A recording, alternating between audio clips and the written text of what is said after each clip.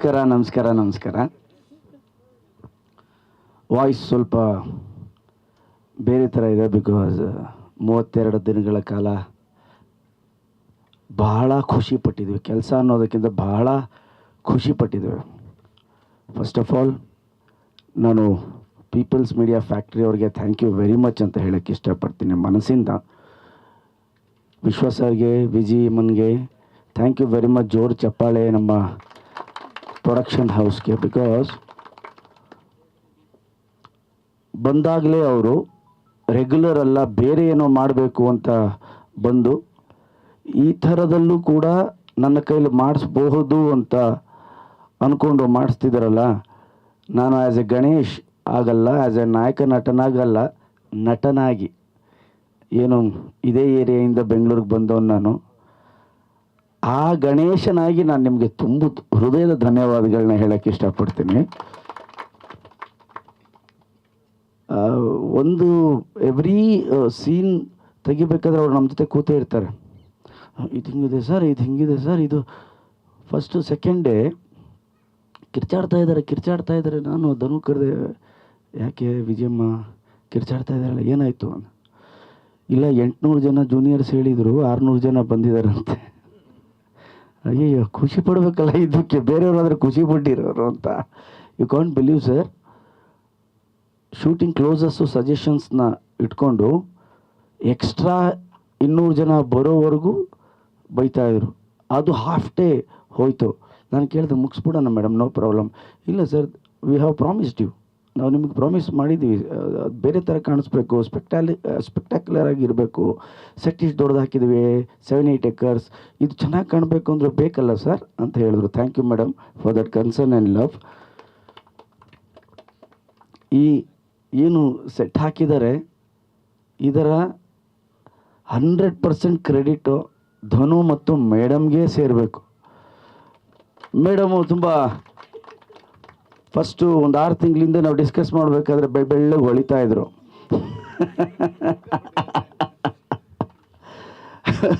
Sir 4 ತಿಂಗಳು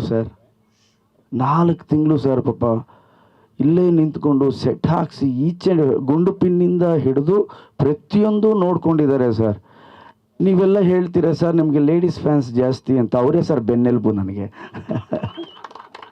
ನೋಡಿ ದೇವರ ಆಶೀರ್ವಾದ, ಪುಷ್ ಸಿಗೋದು ನನಗೆ ಅವರಿಂದನೇ ಸರ್. 4-5 ತಿಂಗಳು ಸೆಟ್ ಹಾಕ್ಸಿದ್ದಾರೆ. ಆ್ಯಂಡ್ ಧನು ಆಯಿತು, ಐ ಡೋಂಟ್ ನೋ, ಈ 32 ದಿನ ಮಾತ್ರ ಅಲ್ಲ, ಈ 3 ತಿಂಗಳು ಎಷ್ಟು ನಿದ್ದೆ ಮಾಡಿದಾನೋ ಈ ಹುಡುಗ ಗೊತ್ತಿಲ್ಲ.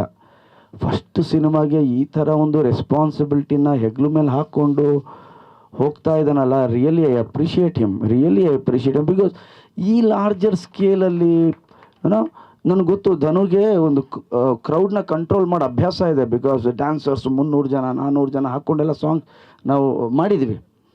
ನಾನು ಧನುನೇ ಒಂದು 300 ಜನ ಡ್ಯಾನ್ಸರ್ಸ್ನ ಹಾಕ್ಬಿಟ್ಟು ಸಾಂಗ್ ಎಲ್ಲ ಮಾಡಿದ್ದೀವಿ. But cinema, screen play, story ಅದು ಹಿಡ್ತಾ ಅಂತ ಬಂದಾಗ ಬೇರೆದೇ ಪ್ಲೇ ಅದು. ಸೊ ಆ ಥರ ಡೈಮೆನ್ಷನಲ್ಲಿ ಧನು ಭಾಳ ಚೆನ್ನಾಗಿ ಕೆಲಸ ಮಾಡಿದ್ದಾನೆ. ನನಗೇ ಡೌಟ್ ಇತ್ತು ಫಸ್ಟ್ ಶೆಡ್ಯೂಲಲ್ಲಿ ಹೆಂಗೆ ಮಾಡ್ತಾನೆ ಧನು ಅಂತ. ಹೌದು, ಈ ಕಡೆನ ತೂಕ ಜಾಸ್ತಿ ಇರೋದು, ಆ ಕಡೆ ತೂಕ ಕಡಿಮೆ. ಎಲ್ಲ ಮಿತ್ರರಿಗೆ ನಮಸ್ಕಾರ. ಪಿನಾಕ ಬಗ್ಗೆ ಈಗಾಗಲೇ ಗಣೇಶು ಸವಿಸ್ತಾರವಾಗಿ ಹೇಳಿದ್ದಾರೆ, ನಿರ್ದೇಶಕರು ಹೇಳಿದ್ದಾರೆ.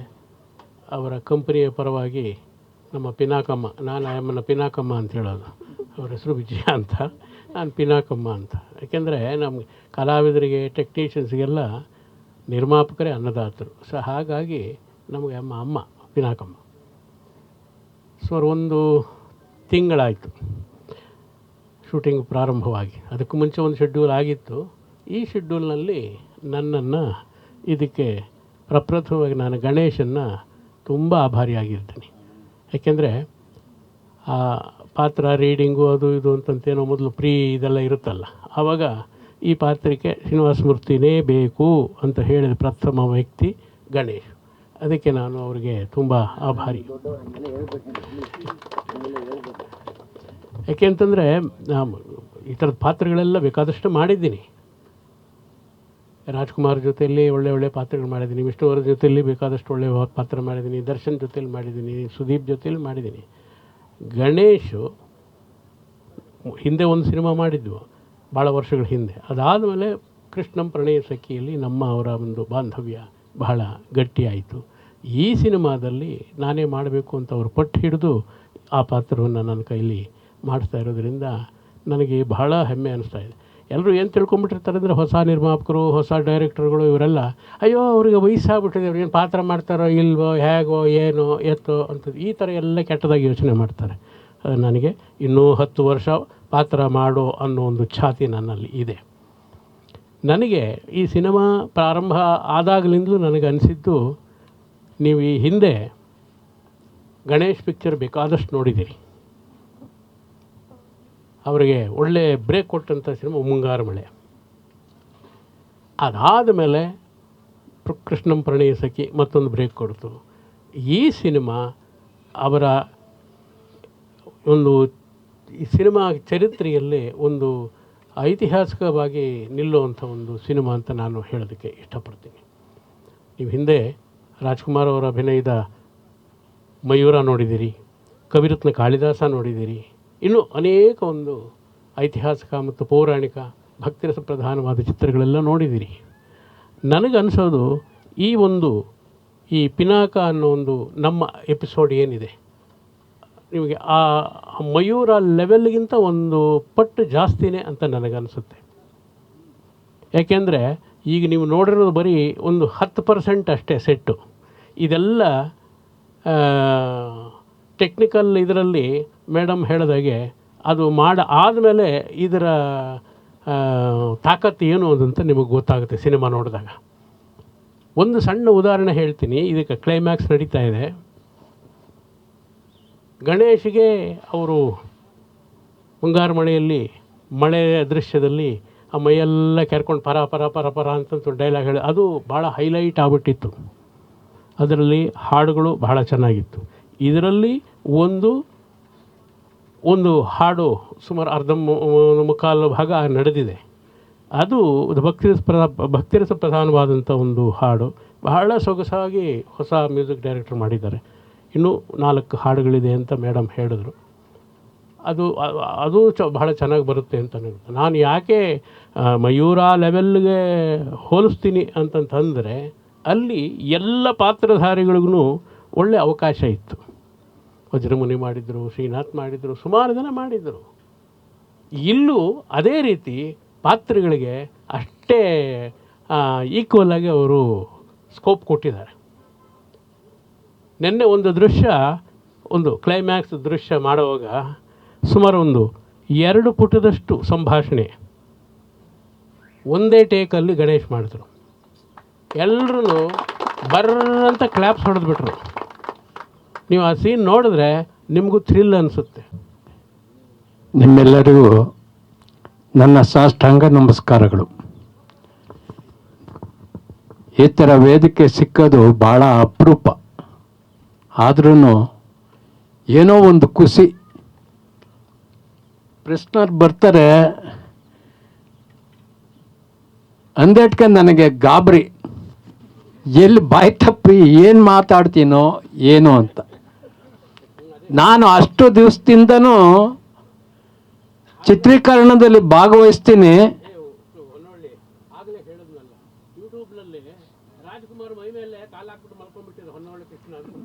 ಅಯ್ಯೋ ಅಣ್ಣ ಬಿಡಿ ಅದು.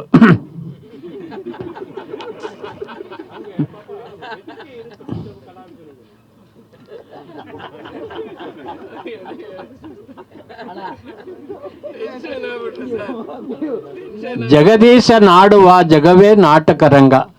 ನಾನೊಂಥರ ನಾಟಕ ಆಡಿದ್ರೆ ನೀವೊಂಥರ ನಾಟಕ. ಪ್ರತಿ ಒಬ್ಬ ಮನುಷ್ಯನು ಒಂದೊಂದು ನಾಟಕ. ಆ ನಾಟಕದಲ್ಲೇ ಅವರವರೇ ಪಾತ್ರಧಾರಿ, ಅವರವರೇ ಸೂತ್ರಧಾರಿ. ನನಗೆ ಇಲ್ಲಿ ಗಣೇಶ್ ಅವರು ಇಷ್ಟು ದಿವಸದಿಂದ ಪ್ರತಿ ಒಬ್ಬ ಮನುಷ್ಯನು ಅಕ್ಕರೆಯಿಂದ ಪ್ರೀತಿ ವಿಶ್ವಾಸದಿಂದ ನೋಡ್ಕೊಂಡು ಬರ್ತಾ ಇದ್ದಾರೆ. ಇನ್ನೂ ಸಿನಿಮಾ ಮುಕ್ಕಾಲು ಭಾಗ ಇದೆ ಅಂತಾರೆ. ಅದು ಹೆಂಗೆ ನಿಭಾಯಿಸ್ತಾರೆ ಅಂತ ಅವ್ರಿಗೆ ಗೊತ್ತು. ಯಾಕೆಂದರೆ ಅವರು ಎಲ್ಲ ಸಕಲವೂ ಅವರೇ. ಹಾಗಾಗಿ ಏನೋ ಇಲ್ಲಿ ಎಲ್ಲ ಈಗ ನೋಡಿ ನಮ್ಮ ಕ್ಯಾಮ್ರಾಮ್ಯಾನು ಇವ್ರಿಗೇನು ಗೊತ್ತಿಲ್ದಂಗೆ ಅವರೇ ಇವರು. ಭಾಳ ವಿಚಾರ ಗೊತ್ತು. ಏಯ್ ಆಕ್ಷನಲ್ಲೇ ಎಲ್ಲ ತೋರಿಸ್ತಾರೆ, ಕಿರ್ಚ್ಗಳೆಲ್ಲ ಮಾತಾಡಲ್ಲ. ಆದ್ರೂ ನನಗೆ ಅವ್ರನ್ನೇ ನೋಡ್ತಾ ಇರ್ತೀನಿ, ಏನಾರು ಕರೆದ್ರೆ ಏನು ಅಂದರು ಅಂತ. ಅಣ್ಣ ಏನೂ ಇಲ್ಲ, ಸುಮ್ಮನಿರಿ, ಈಗ ಸಮಯ ಇಲ್ಲ, ಈಗ ಮಾತಾಡೋದು ಬೇಡಿ ಅಂತ. ಹಾಗಾಗಿ ಈ ಸಿನಿಮಾ ನೂರಾರು ದಿನ ಓಡಲಿ ಅಂತ ನಾನು ಹೇಳ್ತೀನಿ. ತುಂಬ ಹೃದಯದ ಧನ್ಯವಾದಗಳು ಹಾಗೂ ನಮಸ್ಕಾರಗಳು. ಕಲಾವಿದರ ಪರವಾಗಿ ಈ ಚಿತ್ರದ ಬಗ್ಗೆ ಸಂಪೂರ್ಣವಾಗಿ ನಮ್ಮ ಅಣ್ಣ ಶ್ರೀನಿವಾಸ ಮೂರ್ತಿ ಅವರು ಮಾತಾಡ್ಬಿಟ್ಟಿದ್ದಾರೆ. ಮೊಟ್ಟ ಮೊದಲಿಗೆ ಪೀಪಲ್ಸ್ ಮೀಡಿಯಾ ಫ್ಯಾಕ್ಟ್ರಿ ಅವರಿಗೆ ಇಂಥ ಅದ್ಧೂರಿ ಚಿತ್ರವನ್ನು ಬಜೆಟ್ ಅವರು ಬಹುಶಃ ಕ್ಯಾಲ್ಕುಲೇಟೇ ಮಾಡಿಲ್ಲ ಅನಿಸುತ್ತೆ. ಸೊ ಇಷ್ಟು ಅದ್ಧೂರಿ ಚಿತ್ರವನ್ನು ಮಾಡ್ತಾ ಇರೋದಕ್ಕೆ ಒಬ್ಬ ಕಲಾವಿದನಾಗಿ ಹಾಗೂ ಒಬ್ಬ ಕನ್ನಡಿಗನಾಗಿ, ಕನ್ನಡಿಗ ಪ್ರೇಕ್ಷಕನಾಗಿ ಅವರಿಗೆ ಧನ್ಯವಾದಗಳನ್ನು ಹೇಳೋದಕ್ಕೆ ಇಷ್ಟಪಡ್ತೇನೆ.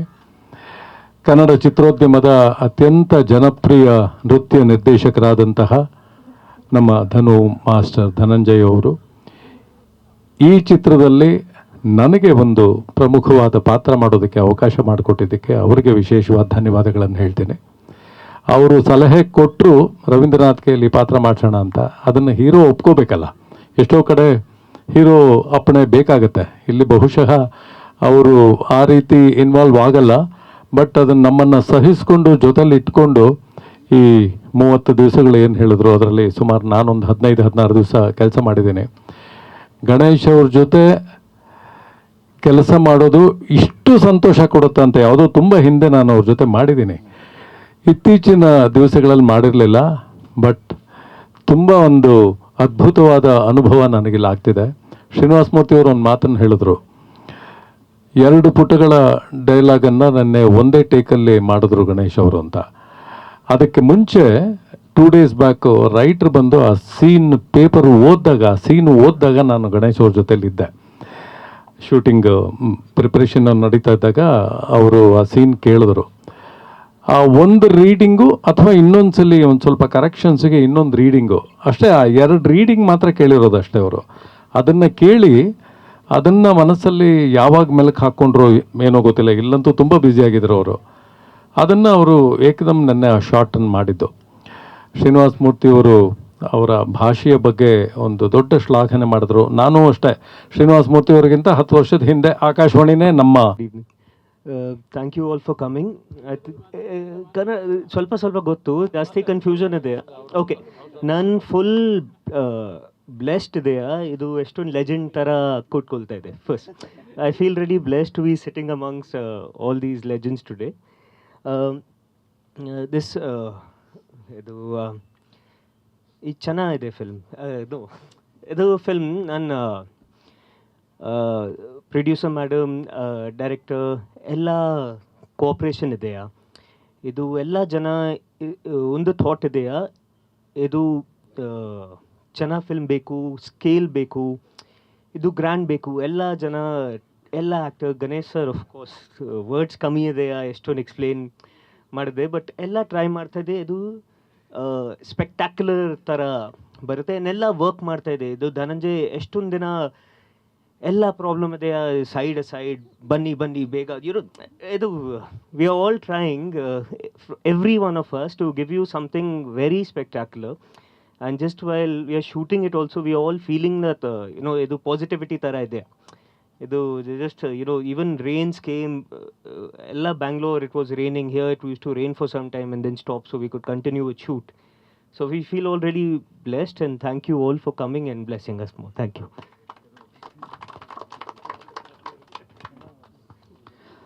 ಎಲ್ಲ ಮಾಧ್ಯಮದವ್ರಿಗೂ ಮತ್ತು ಫ್ಯಾನ್ಸ್ ಕ್ಲಬ್ನವ್ರಿಗೂ ಮತ್ತು ನನ್ನ ಜೊತೆ ಇರೋ ಗಣೇಶ್ ಸರ್ಗೂ ಮತ್ತು ಪೀಪಲ್ ಮೀಡಿಯಾ ಫ್ಯಾಕ್ಟ್ರಿ ಪ್ರೊಡ್ಯೂಸರ್ ವಿಶ್ವ ಸರ್ ಅವರ ತಂಗಿಯಾದ ವಿಜಯ ಮೇಡಮ್ಗೂ ಆಮೇಲೆ ಹೊನ್ನವಳ್ಳಿ ಸರ್ಗೂ, ಕರಮ್ ಚಾವ್ಲಾ ಕ್ಯಾಮ್ರಾಮ್ಯಾನ್ ಸರ್ಗೂ, ಮತ್ತು ರವೀಂದ್ರನಾಥ್ ಅವರು, ಮತ್ತು ಈಗ ಶ್ರೀನಿವಾಸ ಮೂರ್ತಿ ಸರ್ ಬರ್ತಾ ಇದ್ದಾರೆ.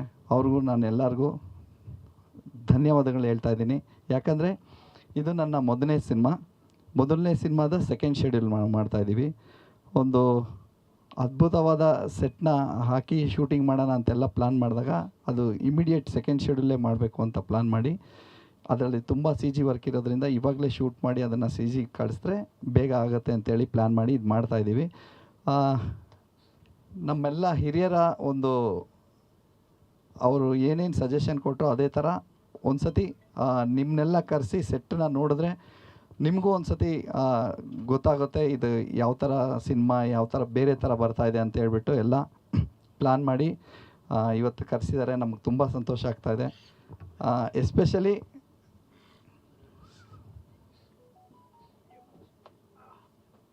ಫೈಟ್ ಮಾಡಿ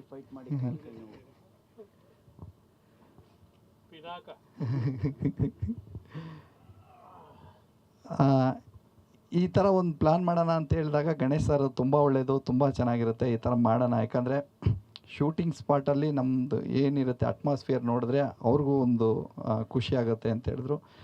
ಸ್ಪೆಷಲಿ ಶ್ರೀನಿವಾಸ ಮೂರ್ತಿ ಸರು, ನೀವು ಇಷ್ಟೊಂದೆಲ್ಲ ಮಾಡ್ತಾಯಿದ್ದೀರಾ, ನನಗೆ ತುಂಬ ಜನ ಜರ್ನಲಿಸ್ಟು ಫೋನ್ ಮಾಡ್ತಾ ಇದ್ದಾರೆ ಹೆಂಗೆ ಬರ್ತಾಯಿದೆ ಏನು ಅಂತ, ನೀವು ಕರೆಸಿ ಮಾತಾಡಿ ಅಂತೆಲ್ಲ ಹೇಳಿದ್ರು.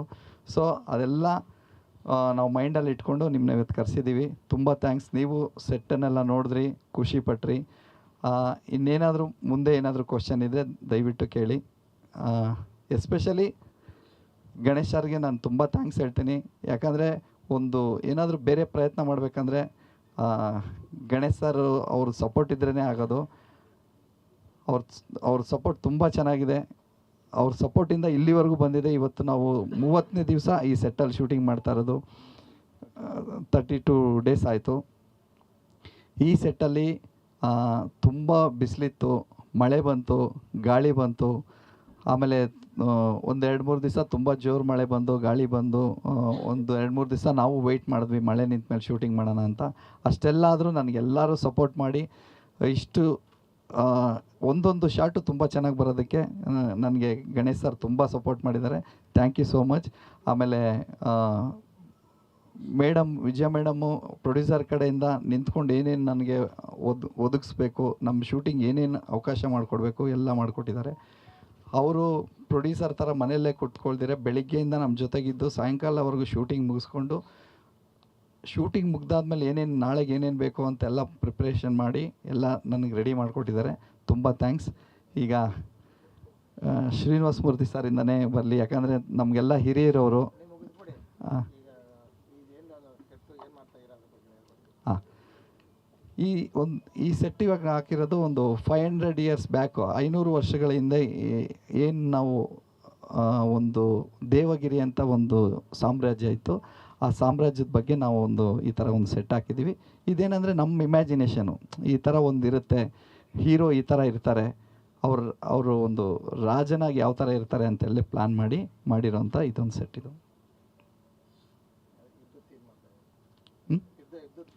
ಹಾಂ, ಯುದ್ಧ ನಡೆದ ಮೇಲೆ ಏನಿರುತ್ತೆ ಅಂತ ಒಂದು ಸೀನ್ ಮಾಡ್ತಾ ಇವತ್ತು ನೀವು ಬಂದಾಗ ಯುದ್ಧದ ಸೀನೆಲ್ಲ ಕಂಪ್ಲೀಟ್ ಆಗಿದೆ.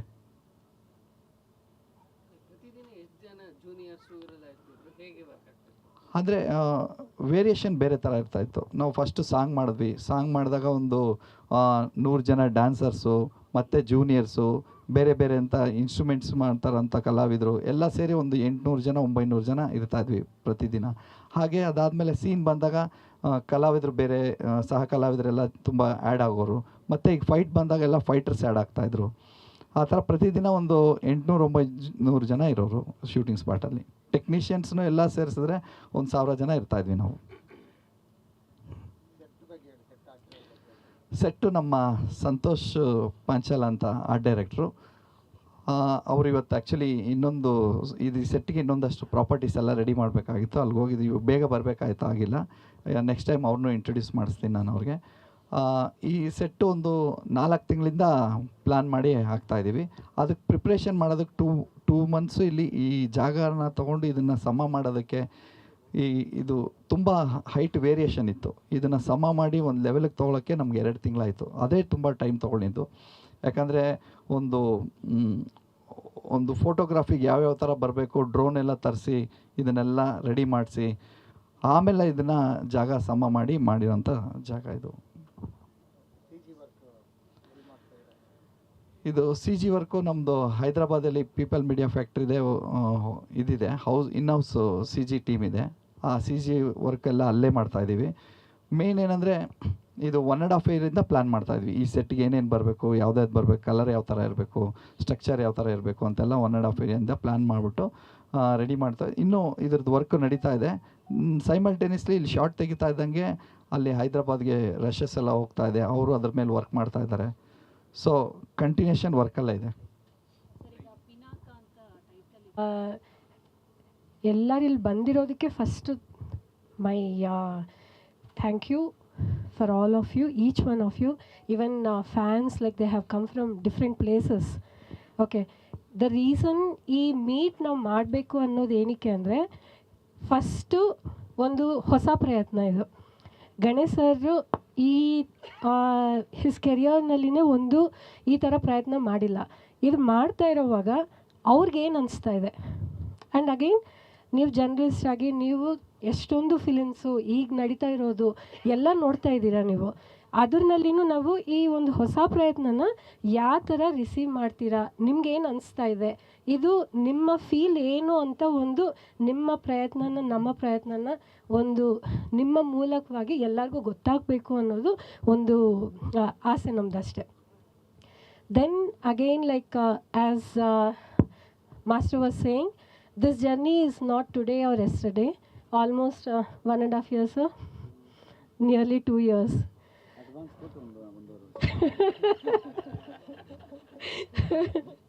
ಸೊ ಇದು ಹೇಗಾಗಿದೆ ಅಂದರೆ, ಫಸ್ಟು ಗಣೇಶ್ ಸರ್ ಜೊತೆ ಸಿನಿಮಾ ಮಾಡಬೇಕು ಅಂತ ಅಷ್ಟೇ. There was no story, there was no like you know okay story ತೊಗೊಂಡು ಬಂದು ಓಕೆ ಈ ಸ್ಟೋರಿಗೆ ಈ ಹೀರೋ ಇದ್ರೆ ಚೆನ್ನಾಗಿರ್ತಾರೆ, ಇವ್ರು ಪಿಚ್ ಮಾಡೋಣ, ಹೀಗೆ ಹೋಗೋಣ ಅಂತ. That was not the intention.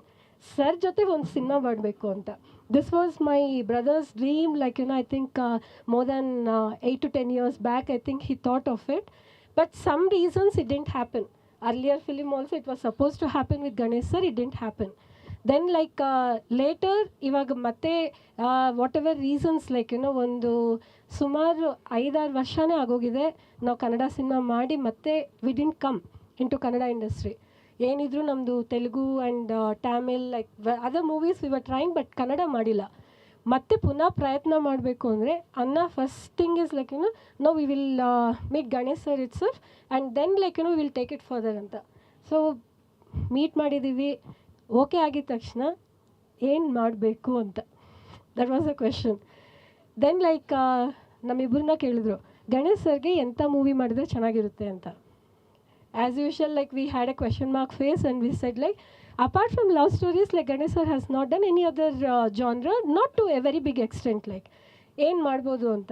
Then immediately he said like you know think out of the box, come out of the regular ಇದರಿಂದ ಆಚೆ ಬಂದು think something else ಅಂತ. That's how we started our journey, and every bit of it, like every step, sir was there with us from story thought ಇಂದ ಹಿಡಿದು every step it took forward. He was a part of it and he is a part of the entire thing. So thank you so much sir for all the support what you have given for us. So this is what like I would like to say thank you so much for everyone whoever has come. And ಇನ್ನೊಂದು request ಏನು ಅಂದರೆ, ಸೆಟ್ಟನ್ನು ಹಾಕಿರೋದನ್ನು ದಯವಿಟ್ಟು ಯಾರು ಯಾವುದೇ ಕಾರಣಕ್ಕೂ photo ಆದರೂ ಏನೇ ಆಗಲಿ ದಯವಿಟ್ಟು ಬಿಡಬೇಡಿ. ಏನಕ್ಕೆ ಅಂದರೆ ತುಂಬ ವರ್ಕ್ ಮಾಡಿ and you can see that nothing is complete. ನೀವು ನೋಡಿದರೆ everything has like extensive C G work.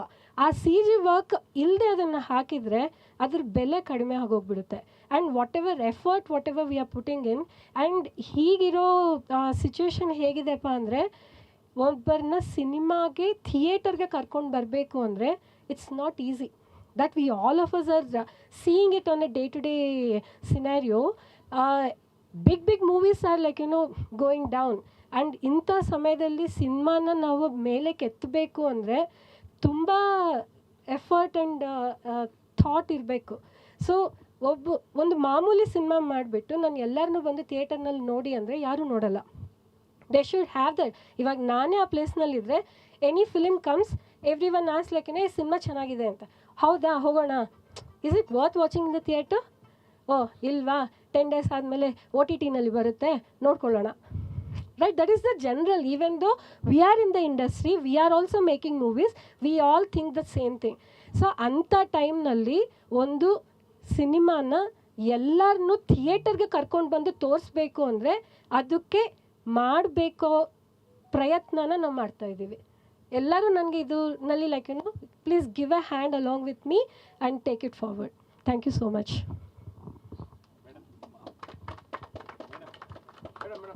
S sir. Guarantee news, ಸುದ್ದಿ ಖಚಿತ, ನ್ಯಾಯ ನಿಶ್ಚಿತ.